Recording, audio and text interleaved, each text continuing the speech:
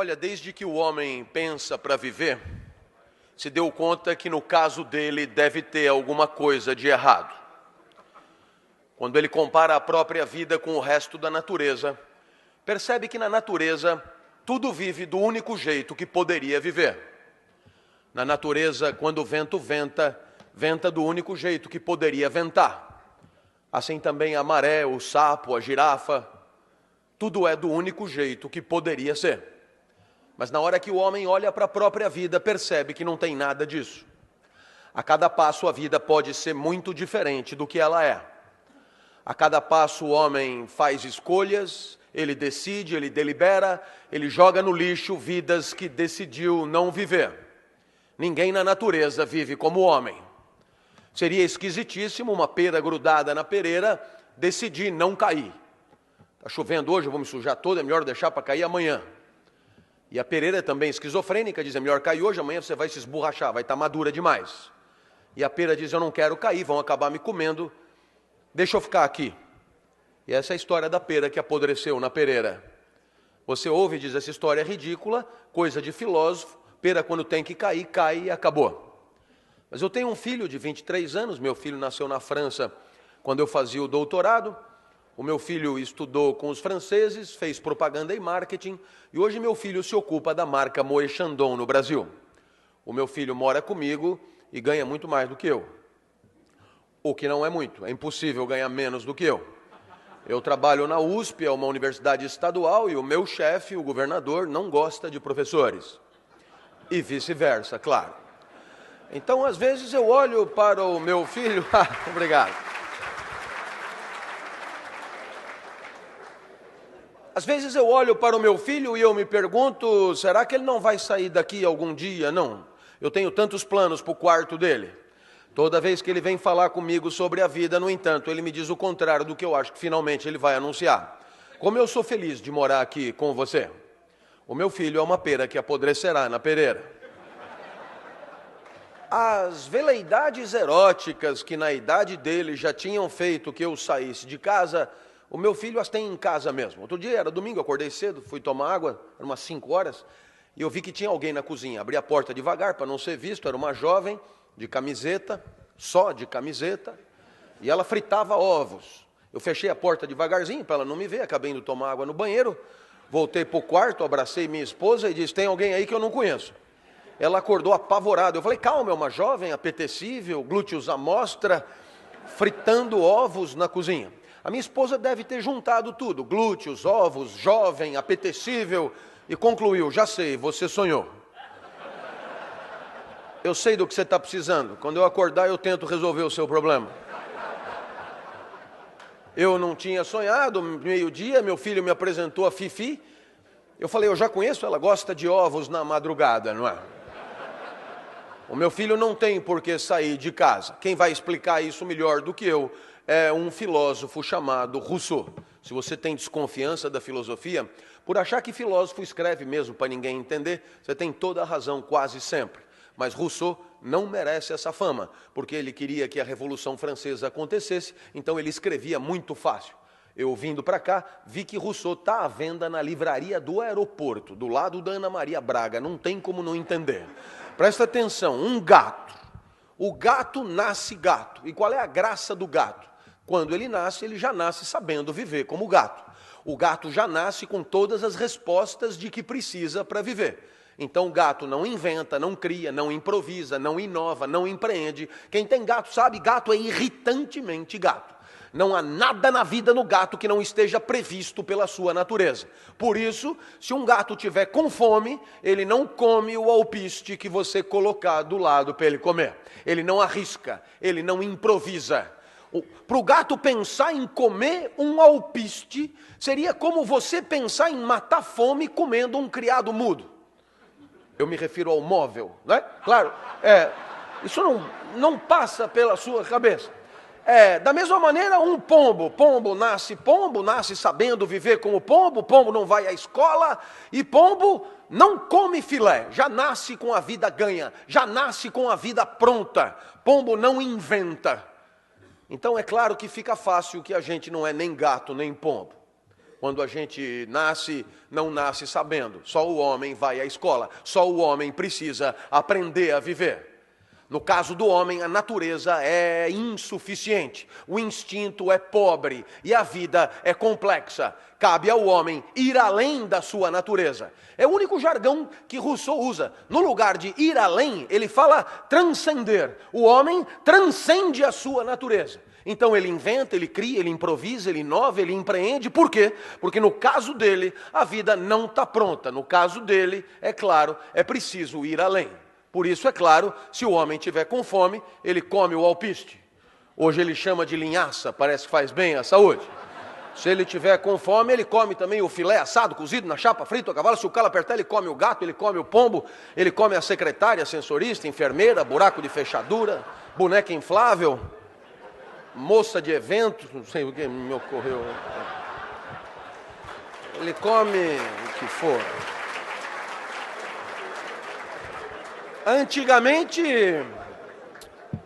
Antigamente se dizia que o céu é o limite, mas o homem já furou o céu há muito tempo, deixando claro que para ele não há limite. Alguém então poderia se dar conta, é o que Rousseau tenta explicar, que a liberdade para escolher o seu caminho é o grande traço distintivo do homem em relação ao resto da natureza. E por conta disso, o homem sempre se considerou superior a tudo. As frases não mentem. Estamos a meio caminho entre os animais e Deus. Somos feitos à imagem e semelhança de Deus. Somos filhos de Deus. Que mais você quer? O homem sempre se achou infinitamente superior ao resto da natureza por conta da suposta liberdade, uma espécie de privilégio de escolher o seu caminho, de escolher a melhor forma de viver e, por que não, de conviver também. O problema é que na hora que você vai viver a tua vida de carne e osso, nem sempre é tão privilegiado assim ter que escolher o melhor caminho. As escolhas são complexas, às vezes trágicas. Escolher entre o bom e o bom é ruim. Escolher entre o ruim e o ruim é pior. A única escolha confortável é entre o bom e o ruim, mas essa não é uma verdadeira escolha. Então, na hora de viver, a complexidade é grande, na hora de viver as escolhas são dramáticas, na hora de viver fica fácil perceber que essa liberdade nem sempre é um privilégio. Talvez sejamos mesmo condenados a ser livres. Ora, como é que a gente faz para escolher? Escolher implica atribuir valor às possibilidades. E como é que eu faço para atribuir valor às possibilidades de vida? Talvez a gente pudesse recorrer a um exemplo que todo mundo já conhece. O professor dá nota 8 a um aluno. E 8 é o valor da prova. O que o professor fez para atribuir 8? Ele comparou a prova do aluno com o gabarito, com uma referência, com a prova nota 10. Fica fácil perceber que para atribuir nota 8 ao aluno é preciso comparar com alguma coisa. E naturalmente, como o professor aplica o mesmo gabarito para todas as provas, ele descobre rapidinho qual é a melhor prova, qual é a pior prova. Como seria fácil se fosse assim? E por que não é assim na hora de viver? Porque os gabaritos são muitos. E o que é pior, são contraditórios entre si. É o que Edgar Morin chama de valores complexos. Na verdade, as referências para a vida são tantas e tão contraditórias que, dependendo do valor que você escolher para viver, a resposta certa da vida será uma ou a sua contrária. Tão fácil perceber. O primeiro valor do exército, está no banner do exército, é a disciplina. Então, claro, na hora de você viver lá dentro, a resposta certa é a vida mais disciplinada possível. Assim, quando a corneta toca às 5 da manhã, pode até passar pela tua cabeça tirar um cochilinho suplementar, mas você sabe que é melhor levantar. A disciplina é a resposta. Agora, eu sou de uma cidade do interior chamada Serra Negra. Lá tem um asilo que eu ajudo e lá tem um banner que fui eu que fiz. Valores. E o primeiro valor é o repouso. Lá, se alguma corneta toca, os velhinhos sabem que podem continuar dormindo. É melhor que descansem. Viu só? A disciplina manda levantar, o repouso manda continuar dormindo. E nesse momento alguém poderia levantar a mão, se não fosse tão constrangedor, e perguntar o que é óbvio: o que é melhor, a disciplina ou o repouso? Qual é a resposta certa? E esse talvez seja o momento para fazer um esclarecimento. Um professor de ética é o contrário de um guru. Um guru é aquele que vem, sabe-se lá de onde, sempre revestido de grande legitimidade, capital simbólico, e traz no bolso do paletó as respostas certas para a vida. Faça isso e se dê bem. O papel de um professor como eu é de mostrar que talvez essas respostas sejam todas problematizáveis, que talvez o problema seja seu. Talvez a vida e a liberdade seja o teu grande patrimônio, e eu não tenho por que decidir no teu lugar. Entre disciplina e repouso, o problema é teu. Pô, o senhor veio até aqui para dizer que o problema é meu? Pois é, eu acho que se eu tivesse respostas de guru, a minha palestra valeria muito mais do que vale. Mas eu prefiro assim, com humildade, mandar a bola para você. Que tal assumir a responsabilidade de dirigir a própria vida de vez em quando, pelo menos? É claro que a incerteza pairará, sempre. A minha mãe me ensinou a confiar nos mais velhos, porque confiança é um jeito de viver, é um jeito de conviver, é uma referência para a convivência. Aliás, uma baita referência, né? Quem confia faz o quê? A definição, ela tem 11 séculos, né? Ela é de Tomás de Aquino, na Suma Teológica, o dobro da idade do Brasil, uma definição que ainda é impecável. Quem confia tem certeza sobre coisas que não pode verificar. Claro que Tomás de Aquino devia estar pensando em Deus. Você tem certeza que ele existe, muito embora não possa verificar na hora que você quiser. Mas claro também que para a gente conviver bem, a gente precisa confiar em outras coisas além de Deus. Por exemplo, nos outros, no que eles dizem, no que eles fazem. Eu fui apresentado aqui como professor da Escola de Comunicações e Artes da USP e ninguém me pediu o meu título. Eu falei que sou doutor em Direito em Paris, ninguém pediu o diploma.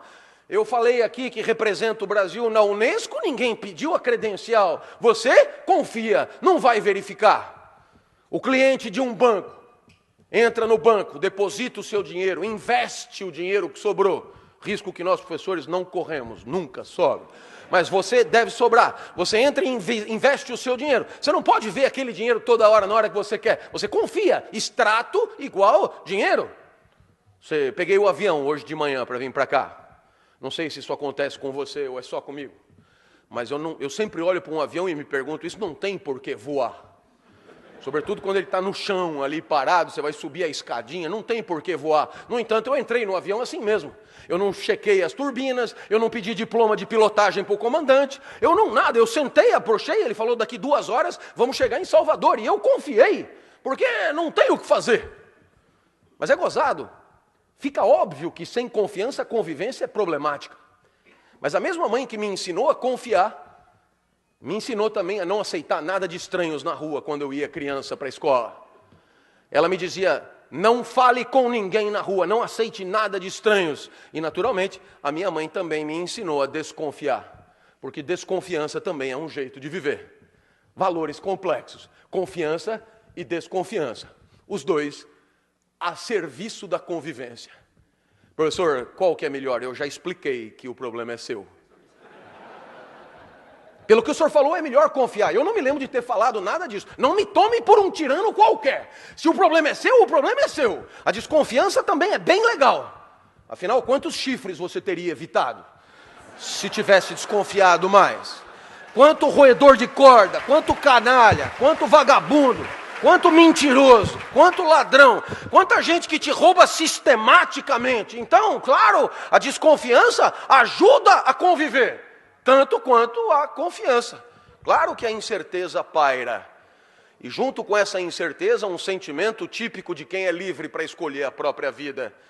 Esse sentimento, desde Kierkegaard, a gente chama de angústia. A angústia te acompanhará. Professor, não é motivacional a palestra?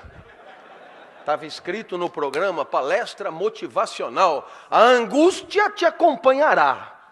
Porque a angústia acompanha todo mundo que tem que fazer alguma coisa com a vida e com a convivência e não sabe bem o quê. Por quê? Porque os valores são complicados, porque não há mesmo grandes certezas sobre o melhor jeito de viver e de conviver. E quando eu disse que a angústia te acompanhará, uma jovem, minha aluna, levantou o braço. Eu achei até que ela fosse polemizar. Eu achei até que ela fosse me dizer que a vida é bela e que eu era um fulano triste, mas para minha surpresa nada disso. Ela agradeceu pelo conceito. Obrigado pelo conceito de angústia, professor. É um sentimento que eu sempre senti, só me faltava o nome. Eu não sei nem se eu devia estar fazendo esse curso. Eu me pergunto o tempo inteiro, eu acho que eu sempre escolho errado. A angústia sempre me acompanhou, eu sou mesmo angustiada. Obrigado pelo conceito de angústia. Achei esquisito. Jovem de capital estético elevado, tinha tudo para ter uma visão mais ingênua da vida, já entrou ali na universidade pública, não tem que pagar curso, não tem que nada, vai sair empregada provavelmente, aluna de jornalismo, tinha tudo para ter uma visão mais ingênua da vida, mas ela garantia a angústia sempre me acompanhou. Então eu desconfiei dela e pedi um exemplo. Professor, o meu namorado estuda engenharia aqui na frente, escola politécnica, ele faz mecatrônica. O senhor pode imaginar o tipinho, mas eu gosto dele. Agora em Corpus Christi, a gente não tem aula, é semana do saco cheio, e a gente aproveita para fazer o JUCA, Jogos Universitários de Comunicação, lá em Avaré. E eu falei, vem comigo, vamos divertir, vamos descansar, desopila um pouco, larga disso. E ele não pôde ir. Estava fazendo um robô, estava terminando um robô, faltavam só 2 antenas assim para o robô ficar pronto, sem as antenas o robô não funciona. Vai você. Quando eu cheguei lá em Avaré, me dei conta rapidamente que o esporte era um pretexto muito sem vergonha daquele encontro. Não diga o que as pessoas estavam fazendo, sacanagem, professor. O que é exatamente sacanagem? É sexo, professor. Eu olhei para aquela moça e imaginei uma centena iguais a ela, em Avaré, fazendo sexo. E lamentei muito nunca ter sido convidado para esse tal de JUCA. O que sobra para mim hoje é festa de formatura, né? Sucesso eu faço com as avós dos formandos, né? Professor, assim que eu desci do ônibus, um rapaz se aproximou de sunga, musculatura saliente, muito diferente do meu mirrado mecatrônico. Não perguntou nem meu nome, já me propôs na lata uma cópula furtiva, uma bimbada mágica. Ele prometia desaparecer magicamente após o coito. Lavou tá novo, ele explicou. Foi aí que eu lembrei do senhor. Eu não entendi onde é que eu entrei na história, moça. Entendi o que eu tenho que ver com isso. Ué, não é o senhor que diz que a vida não tem fórmulas prontas, que os valores são complexos, que a incerteza paira, que a gente angustia? Sou eu que digo. Então, de quem que eu ia lembrar? Afinal, dar ou não dar? Ela estava angustiada, ela tinha entendido, se bobear melhor do que eu, o conceito. Como é que a gente desata esse nó? Veja como é complicado. Há uns 4 meses eu fui convidado pela Google americana para dar uma palestra semelhante a essa na Califórnia, e para minha surpresa, né, lá, claro, tinha um banner com valores, e o primeiro valor que eles escolheram, a primeira referência para a convivência que eles escolheram ali, né? Porque no final das contas, quando a gente escolhe, né, coletivamente as referências para uma convivência, a gente pode bem chamar isso de ética, né? E a primeira referência que eles escolheram para presidir a convivência ali é o prazer. To have fun, em Yankee. Eu te pergunto, o que o prazer quer dizer? Claro, o valor, prazer, te ajuda o tempo inteiro, né? Na Apologia de Sócrates, Platão define como a redução do desconforto físico de existir. O senhor podia repetir? Eu acho que eu não entendi. O prazer é a redução do desconforto físico de existir. Mais ou menos assim, você come para diminuir a fome, bebe para diminuir a sede, abre a janela para diminuir o calor, liga o ar-condicionado, tira o paletó, põe o paletó, e assim o prazer, ele gerencia, né, a gestão da microexistência, né? É um tal de Goffman que conta exatamente isso, né? O prazer é gerenciador da pequena vida, né? E é claro, pelo prazer. Aí você podia perguntar, mas e o orgasmo, por exemplo? E eu responderia, tentando defender Platão, é rápido o orgasmo, não é não? Quanto tempo dura um orgasmo? Aqui na Bahia eu não sei, mas lá em casa uns 5 segundos. Durante a semana, final de semana, 6, 7. Se você for um gozador espetacular, quem sabe 10 segundos. Agora, quanto tempo dura uma enxaqueca? Você já imaginou orgasmo com prazos de enxaqueca? Você começa a gozar hoje e termina domingo. Vira uma uva passa, né? Eu tenho a impressão que Platão tem razão. O normal é diminuir a dor, diminuir o sofrimento. Se der para dar uma gozadinha, melhor, mas é raro. Ora, pelo prazer, ela já deveria ter dado para o marombado de sunga, claro. Agora, o segundo valor do banner, e é aqui que eu queria que você entendesse, o segundo valor, e eu estou falando da Google americana, eu não estou falando de uma empresa, digamos, que faz as coisas de maneira impensada, né? O segundo valor do Google é o respeito. E quem respeita faz o quê? Né? Uma definição que eu gosto muito, o respeito é considerar o outro na hora de decidir a própria vida. Né? Quem respeita considera os afetos do outro na hora de deliberar sobre a própria vida. Respeitar você é dar palestra considerando tuas alegrias e tuas tristezas. Me parece uma definição super atrativa. E pelo respeito ao mecatrônico, pelo respeito à tristeza do chifre, pelo respeito às cláusulas morais que ela mesma propôs para aquele relacionamento. Em suma, por isso tudo ela não deveria dar. Viu só? O prazer, primeiro valor, manda dar. O respeito, segundo valor, manda não dar. E daí, professor? O senhor vem aqui tumultuar a nossa vida e vai embora? Foi o que me perguntou um executivo de uma multinacional em São Paulo, dessas que faz de tudo, de pinico a bomba atômica. Era reunião fina, presidente e diretores, e um diretor se irritou comigo, diretor com jeito de diretor que se leva a sério, desses que se veste como diretor, escolhe a mulher que tem mais cara de diretor, carro de diretor, né? É exatamente a figura encarnada do diretor, Gomex no cabelo. E ele disse: professor, quando nós contratamos um consultor, é para nos trazer respostas certas sobre o que precisamos saber. Eu falei: olha, rapaz, quando você encontrar um, me apresenta, que eu tenho tanta pergunta para dizer para ele, eu não tenho resposta sobre nada. Aí ele falou: o senhor não poderia botar no PowerPoint uma tabela com os valores em ordem decrescente de importância? Ele queria saber qual que vale mais, o prazer ou o respeito, né? Ou quem sabe a confiança ou a desconfiança, ou quem sabe a disciplina ou o repouso, ou quem sabe até a transparência e a privacidade, a transparência e a intimidade, a transparência e o sigilo, só para mostrar que qualquer valor da moda pode ser problematizado de maneira confiável, de maneira lúcida. Nada é absolutamente deglutível sem um espírito crítico. Tudo pode ser problematizado na hora de escolher a vida. E talvez a problematização da vida seja a ética na sua essência. Professor, e a tabela? Não vai dar, amigo. Não sei o que é um PowerPoint. Ele não entendeu a ironia. Falou: pode pôr na lousa. Eu falei: o problema não é o PowerPoint. É a tabela, eu acho que ela não existe. E para ele entender rápido, me ocorreu um exemplo. Perguntei a ele: sabe Deus? Ele falou: lógico. Normal, né? Costuma trabalhar no mesmo andar de um diretor.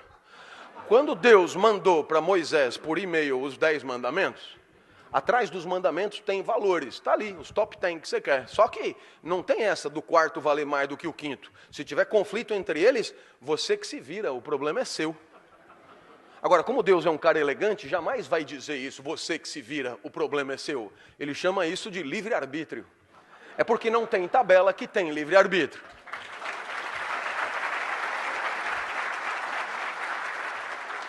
O diretor ficou enfurecido. Desse jeito eu nunca vou ter certeza da melhor estratégia. Falei: ah, vá. Como é que eu faço para acertar sempre, professor? Falei: foda-se um pouco, rapaz. Estou me fudendo desde que nasci, como é que você quer acertar sempre? Mas ele não tem culpa, eu acho.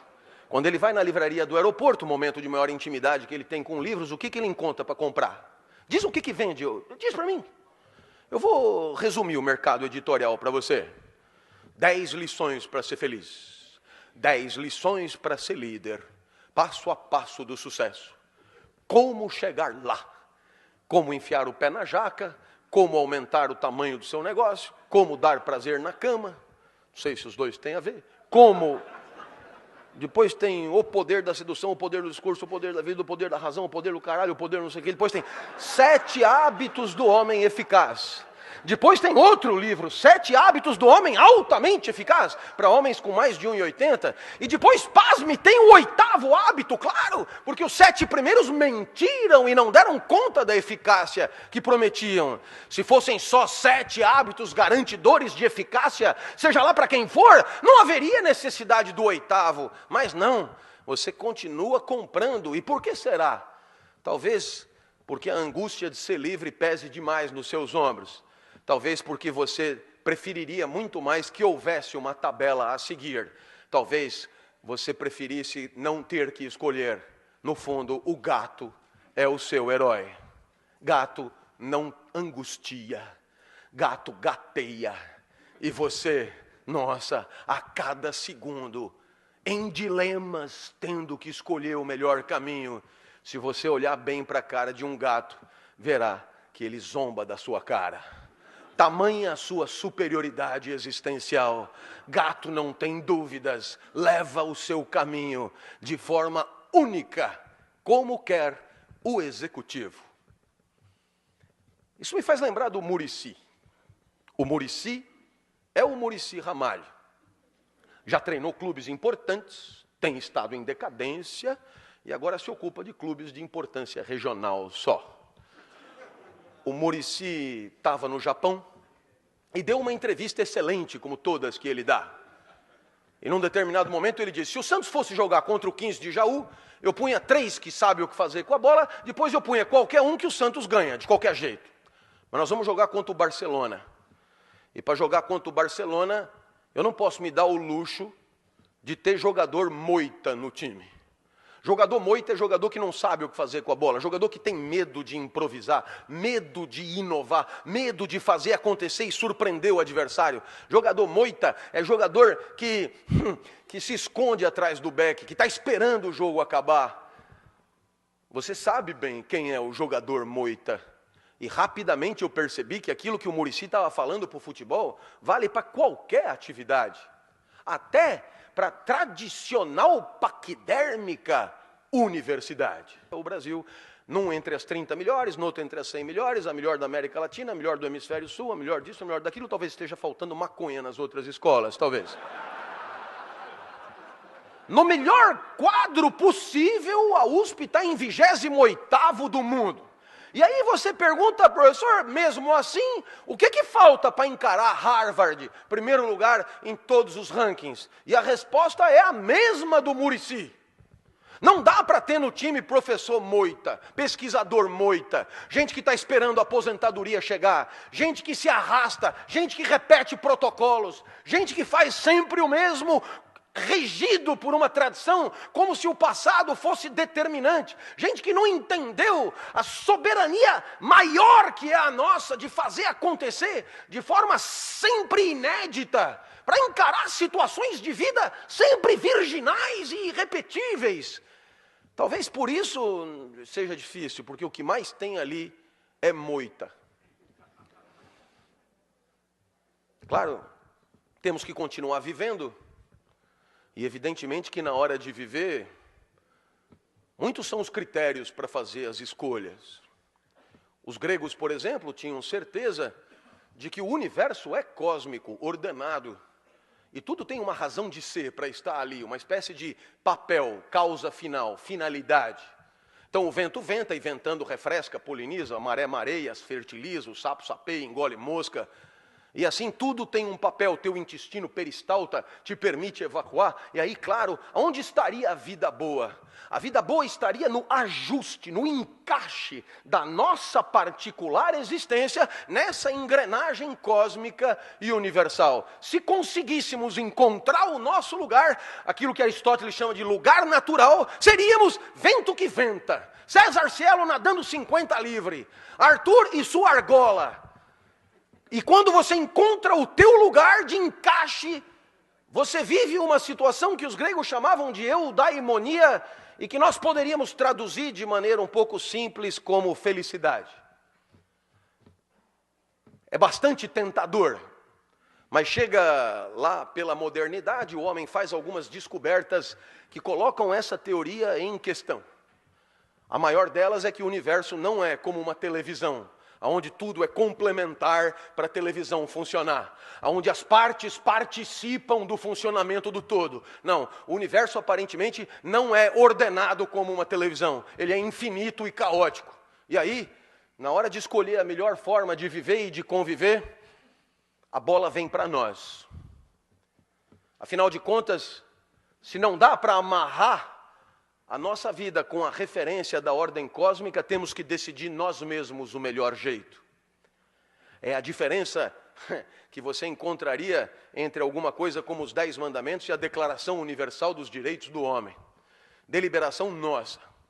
E se você algum dia sonhou que houvesse algum tesouro subaquático ou supraceleste, a resposta certa da vida e da convivência, sabe que esse tesouro talvez esteja na nossa inteligência, na nossa capacidade deliberativa, na nossa capacidade de fazer da nossa sociedade um grande espaço público de debate, onde o melhor argumento possa surgir, onde a melhor tese para resolver problemas concretos da vida possa aparecer do debate, do contraditório, do enfrentamento.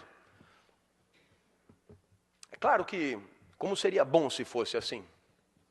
Nós decidindo até onde eu vou e até onde você vai.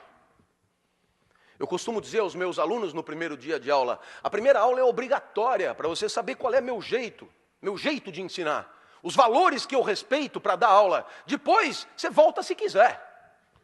Eu nunca vou checar a tua presença aqui. Agora, se voltar, volta para jogar o jogo. Volta para aprender a pensar, aprender a conviver, aprender a refletir sobre a convivência, objetivo maior de todo o curso de ética. A maioria volta, quase todo mundo volta. E ainda traz a mãe. Professor, eu voltei para casa, contei como foi a primeira aula, minha mãe não acreditou, trouxe para ela ver. Dá para ela entrar? Deixa eu ver a mãe primeiro. O que o menino queria mostrar para a mãe? Você poderia dizer, ele quis mostrar a aula. Não é possível, porque a aula que ele gostou foi a primeira aula que não se repetirá. Ainda assim ele veio, ainda assim ele saiu de casa, ainda assim ele motivou a mãe, ainda assim ele trouxe a mãe. O que ele esperava encontrar? Perceba que quando ele saiu de casa, ele tinha certeza que ia encontrar uma coisa que ele não podia verificar ainda. Chamamos isso de confiança no professor. Mas se ele confia no professor, ele confia exatamente no quê? O que poderia permanecer da primeira para a segunda aula? Você sabe que os franceses chamam sustentabilidade de durabilité. Eu acho essa tradução ótima, essa inversão. É ótima, porque durabilité ajuda você a entender que no final das contas, num mundo onde só se fala em inovação, sustentabilidade tem a ver com alguma conservação.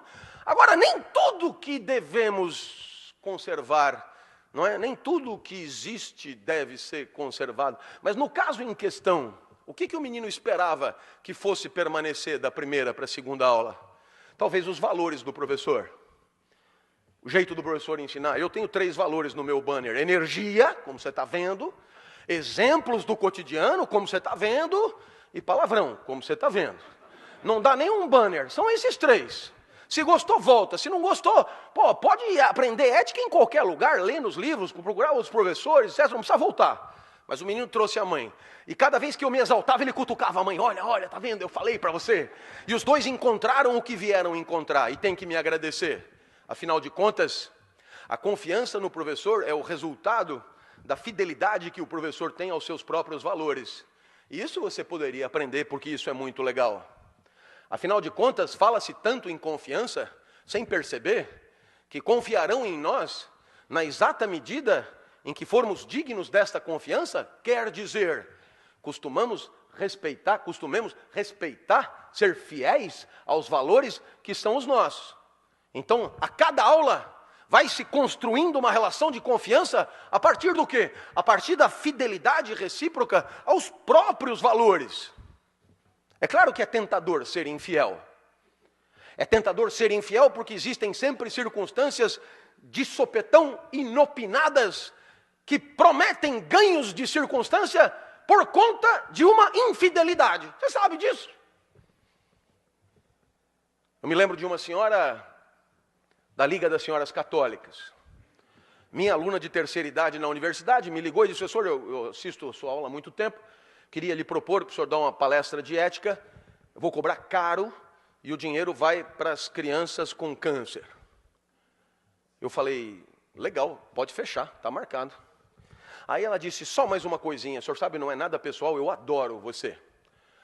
Mas eu tenho umas amigas mais idosas do que eu, e eu pensei: nossa. Então, não dá para dar uma maneirada? Não custa nada. E eu falei para ela: lógico que custa. Pensa comigo. Quem é que vai comprar os ingressos? Quem é que vai ajudar as crianças? Ah, é todo mundo que adora o senhor. Vai bombar, tenho certeza, vai bombar. Legal, e o que essas pessoas têm o direito de esperar de mim?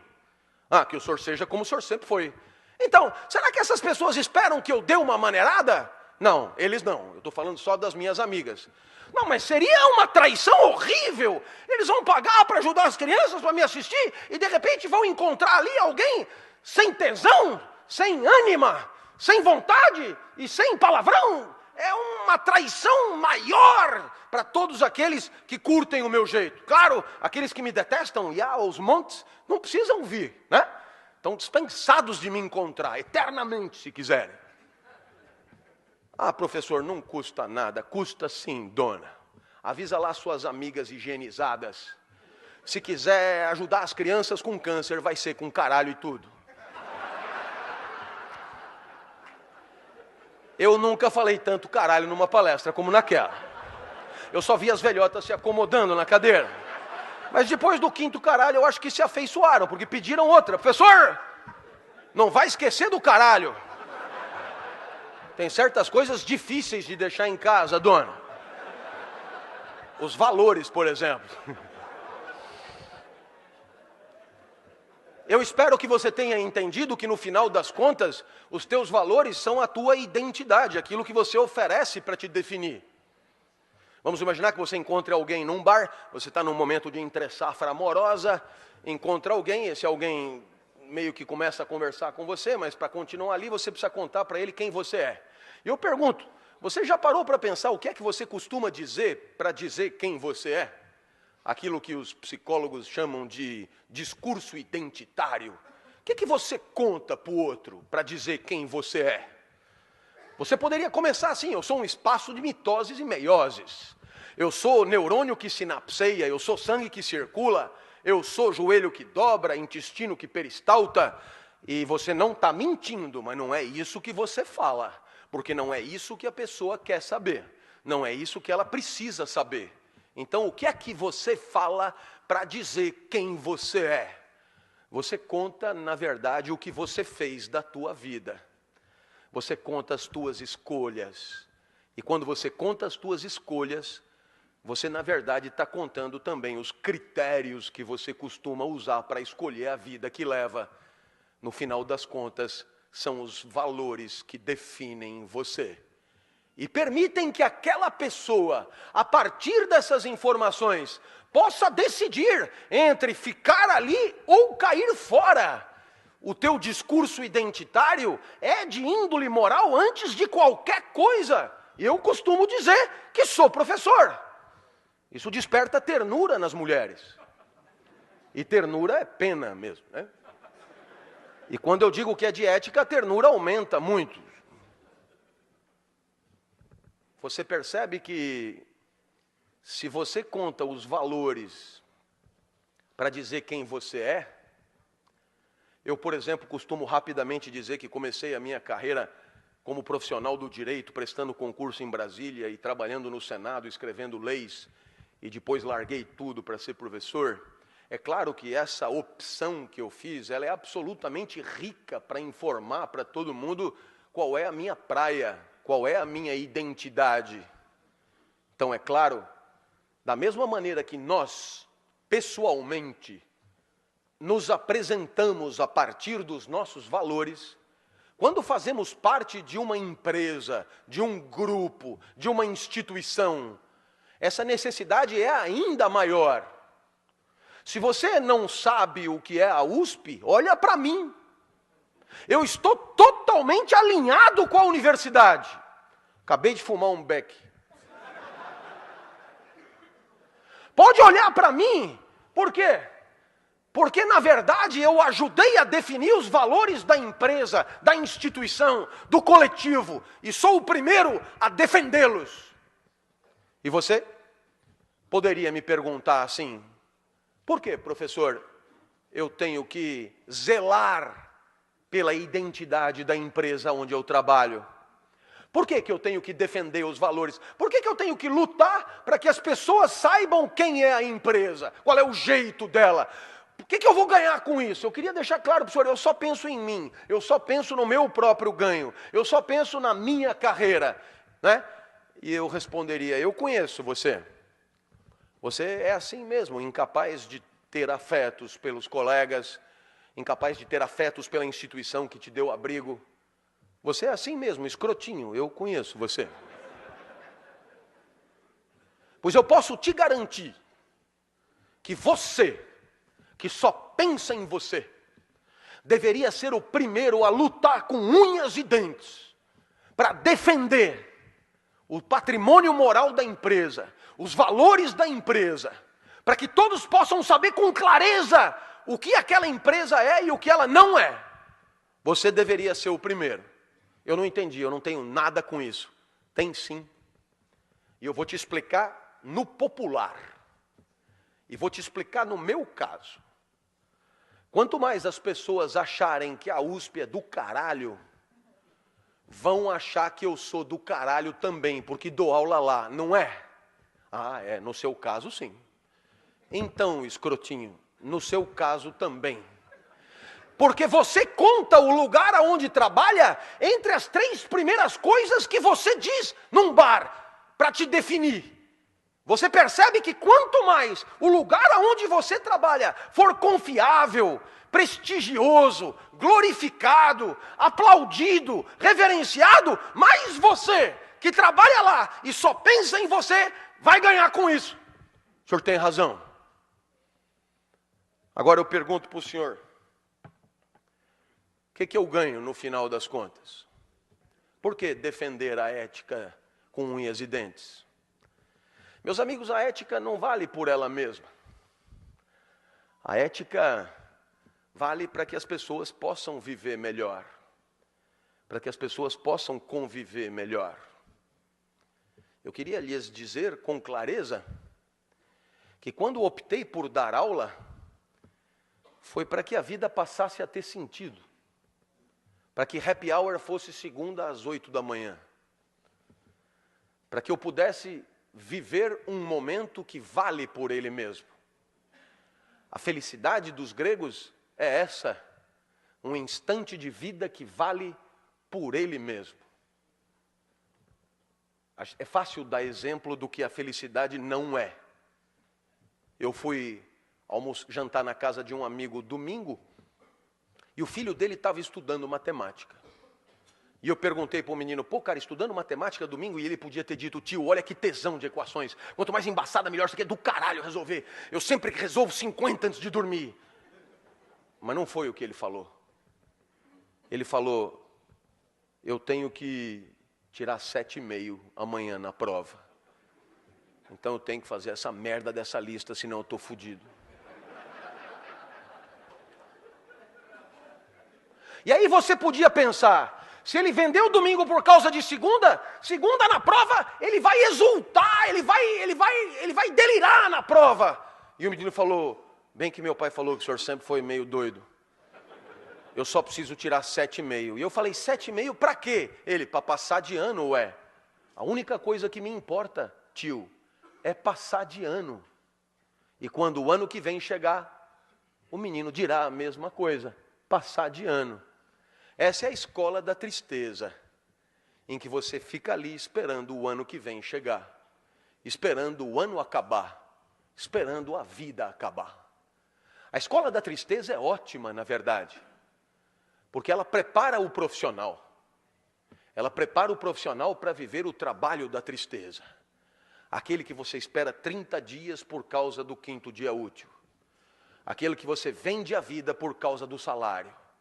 A escola da tristeza é a melhor preparação para a vida triste.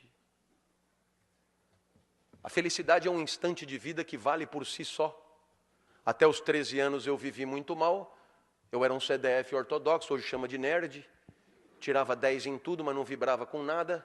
Meu pai tentava, me levava no Morumbi para ver jogo. E ele tinha que me avisar que foi gol. E aí eu vibrava para ele não ficar chateado. E ele, dos caras, caralho, cala a boca que nós vamos apanhar. Meu pai também me levava em escola de arte, né? Argila, pintura, guache, origami. Origami é o pior de todos. Uma folhinha de papel, 600 dobras na ordem certa. E aí tem um passarinho que você chucha no rabo, ele abana os dados. Se você errou uma dobra, fudeu o passarinho. E eles ainda chamam de passarinho da felicidade. A mulher chamou meu pai com uma semana e disse, olha, com seu filho aqui são 4 tipos de aluno. Super talentosos, que adoram isso aqui, outros que não têm tanto talento, mas também adoram isso aqui, outros que não têm talento nenhum, mas estão aí se divertindo, e o seu filho, ele não é daqui, pode levar ele embora. Aos 13 anos, o professor de geografia entrou, disse que não ia dar aula. O curso seria só de seminários, e para mim caiu o petróleo.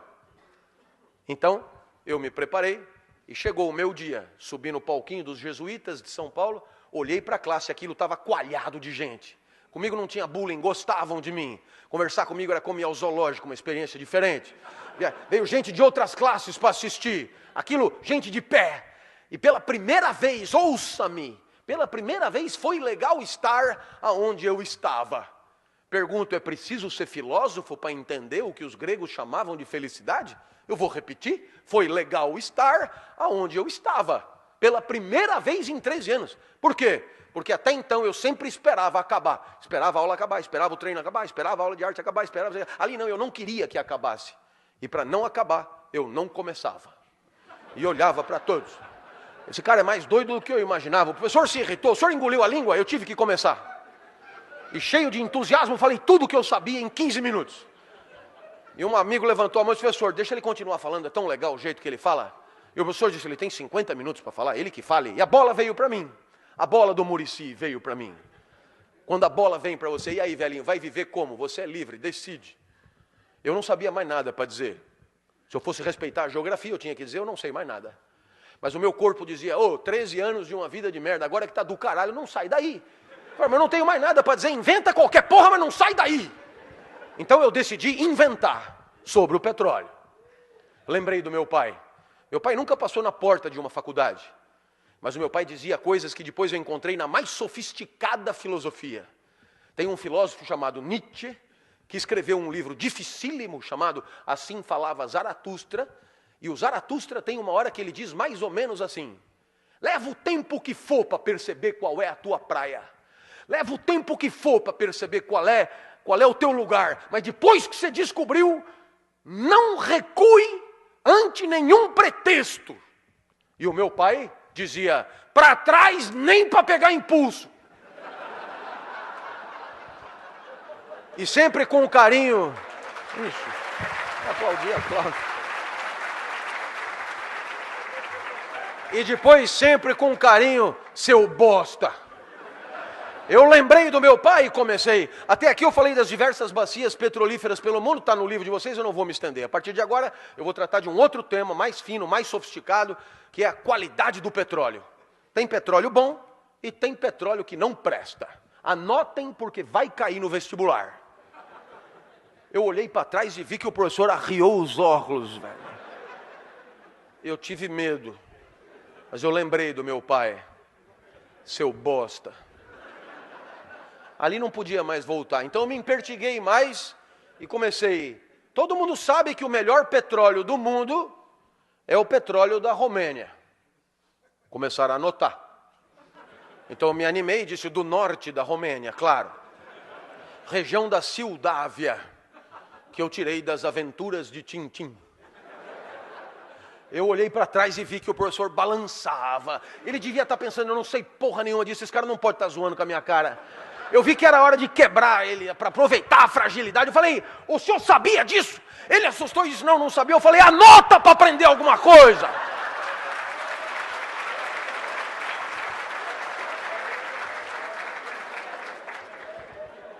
A hora que eu mandei ele anotar as coisas que eu estava inventando, ele não reagiu, eu falei, esse lugar é do caralho, velho.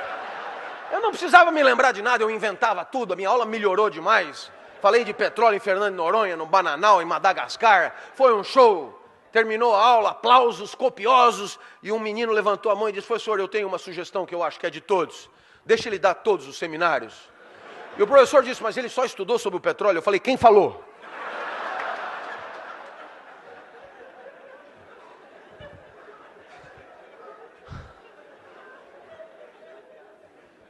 Eu saí dali correndo, fui encontrar o Fusca branco do meu pai, e o meu pai me viu correndo pela primeira vez, eu nem andava, eu me arrastava. Ele me viu correndo, o que aconteceu? Eu comecei a contar o que tinha acontecido e meu pai entendeu. A vida tinha valido a pena ser vivida naquele lugar, um instante de vida que valeu a pena viver ali, dando aula.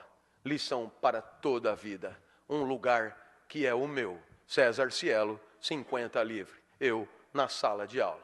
O senhor se acha? Não, não é uma questão de dar bem aula, questão de ser feliz dando aula é outra coisa.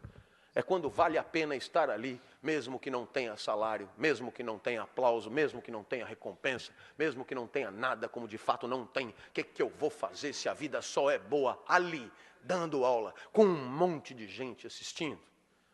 E você dirá, professor, e essa felicidade que o senhor fala, para o senhor é o quê?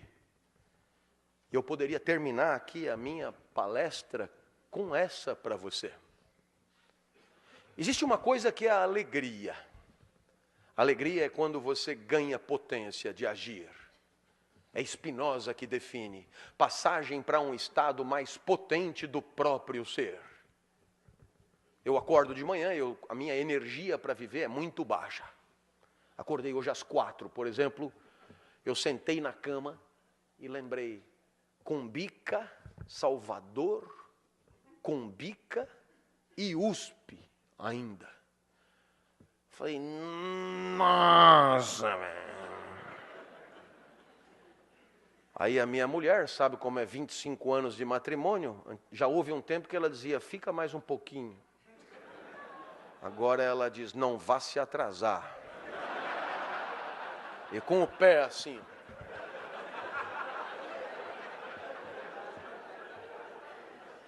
Fui no banheiro, tomei banho, melhorei um pouco, tomei um café, melhorei um pouco, saí, melhorei um pouco. E normalmente eu vou para a USP, quando eu chego na USP, eu adoro. Começa a chegar os alunos, eu adoro os alunos. E aí eu começo a dar aula e eu adoro a minha aula. Eu lamento te dizer isso. Parece um pouco arrogante, mas o que eu vou fazer? Eu adoro o meu jeito de falar. Eu poderia me ouvir eternamente. É impressionante como eu entendo quando eu explico. Então, às 10 horas da manhã, eu estou em cima da mesa gritando, e você perguntará, o que aconteceu entre 5 e 10 da manhã? Resposta de Spinoza, alegria, passagem para um estado mais potente do próprio ser, do próprio ser. Claro que não é sempre assim. 10 horas da manhã, abre a porta, é a mulher do departamento, secretária, a mulher medonha, e ela diz, os outros professores estão reclamando que o senhor grita muito. Pergunto, para onde foi a minha potência de agir? A isso chamamos tristeza, passagem para um estado menos potente do próprio ser. Eu espero que você tenha entendido, você vai pelo mundo, tem coisas que te alegram, tem coisas que te entristecem, e a tua potência vai numa senoide subindo e descendo. Impossível só se alegrar, ninguém consegue se alegrar com o gol do Brasil e com o gol da Holanda, com o gol do Brasil e com o gol da Argentina. Não, a tristeza, obviamente, faz parte da vida. Para haver alegria, tem que haver tristeza. É óbvio que eu disse do próprio ser, porque não tem uma fórmula que dê para todos. E não tem uma fórmula que dê para você para o resto da vida. Porque amanhã você é outro, e o que te alegrou hoje pode não te alegrar amanhã. Você vem pela estrada e para, vê lá Rancho da Pamonha, você está verde de fome, come a primeira pamonha, a pamonha te alegra fudidamente. Pamonha e você, tudo a ver. Pamonha é do caralho, velho. Aí você comete um erro a não cometer, fazer da pamonha um ídolo, fazer da pamonha uma qualidade de vida, uma lição de autoajuda, e pede a segunda pamonha, já vai te alegrar menos. Porque o comedor da segunda pamonha já não é mais o comedor da primeira pamonha. Já tem menos fome, mais glicemia no sangue, etc. Mas você é fiel à pamonha, pede a terceira. Quando chega na 10ª, você tem que parar. A mesma pamonha que te alegrou vai te matar. Você já virou um suco de milho, na verdade, teu sangue. O que vale para pamonha vale para qualquer coisa, para o matrimônio, por exemplo. Quase sempre a lua de mel é a primeira pamonha. Depois de 5 anos você não aguenta mais comer pamonha. Aí você começa a querer comer um curauzinho. Mas se você achar que o curauzinho é a solução, tem dia que o curauzinho não tá bom. Talvez por isso a vida que vale a pena seja essa. Uma felicidade assim. Um instante de vida que você gostaria que durasse um pouco mais. Um instante de vida que você gostaria que não acabasse logo. Um instante de vida que você gostaria de repetir. Professor, o que um instante de vida tem que ter para ser feliz? Isso que eu estou te dizendo. E quem é que fala isso? Eu. Dessa vez não é nem Platão, nem Aristóteles, nem Nietzsche, nem Rousseau, sou eu. E o senhor quem é? Clóvis, muito prazer. É que eu não morri ainda, não virei clássico. Mas ainda assim, eu tenho o meu palpite para te dar. Se você quer saber se aquele instante está valendo a pena, pergunte-se se você gostaria que ele durasse um pouco mais. A vida é boa quando você torce para ela não acabar. Perceba que a maior parte do tempo a gente torce para acabar. Torce para o dia acabar, para poder chegar em casa, torce para a semana acabar, por causa do final de semana, torce para o mês acabar, por causa do 5º dia útil, torce para o ano acabar, por causa das festas e das férias. E sem perceber, a gente está torcendo para a vida passar rápido. A felicidade é o contrário disso. A felicidade é quando você gostaria que não passasse, é quando você lamenta o final do dia. É quando você lamenta o final de alguma coisa que você está fazendo. Como num filme argentino, você até esqueceu que está no cinema, e só se lembra que está no cinema quando o filme acaba e você lamenta muito de tão bom que era o filme, de tão feliz que você foi. Não era outra a pretensão para esse nosso encontro. Que pelo menos por um segundo eu tenha te surpreendido. Que pelo menos por um segundo, 10 minutos tenham passado e você não tenha se dado conta. Que pelo menos por um segundo você não tenha percebido que está tendo uma aula de filosofia há exatamente 1 hora. Que pelo menos por um segundo você tenha pensado em repetir isso. Torcido para durar um pouco mais, me mostrado para alguém que você ama na internet, ser meu aluno ou pelo menos me dar um abraço no final da palestra. E se alguma dessas coisas aconteceu, é porque você foi feliz por um segundo. E agora você já sabe o caminho. A vida vale a pena quando você torce para ela não acabar. Tomara tenha sido o caso.